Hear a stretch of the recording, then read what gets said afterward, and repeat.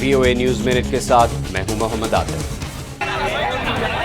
नेपाल में हौलनाक जल्जले के 4 दिन बाद बुध को जल्जले के मरकज के करीब पहाड़ी देहातों में इमदाद पहुंची, लेकिन वर्ल्ड फूड प्रोग्राम के मुताबिक जमीन खिसकने से राब्ता मुनक़ता होने के बायस दूर दराज देहातों में खुराक और इमदादी सामान पहुंचाने में अभी मजीद वक्त लगेगा। जल्जले से हलाक होने वालों की तादाद 5000 से तजावुज कर गई है। नाइजीरिया की फौज ने कहा है कि वो बोको हराम से आज़ाद करवाई गई 200 लड़कियों और 93 औरतों को शुमाल मशरकी जंगल से मुंतकिल कर रही है।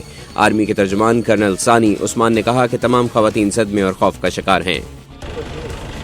और इंडोनेशिया में फायरिंग स्क्वाड ने 7 गैर मुल्कियों समेत 8 मंशियात स्मगलरों की मौत की सजा पर अमल दरामद करते हुए उन्हें हलाक कर दिया है, जिसके बाद ऑस्ट्रेलिया और ब्राजील, जिन्होंने अपने शहरियों को बचाने के लिए हद्दुल इम्कान कोशिशें की थीं, ने बरहमी का इजहार किया है। इंडोनेशिया के सदर जोको विदोदो ने मंशियात के खिलाफ जंग में सख्ती से सजाए मौत नाफिज की है।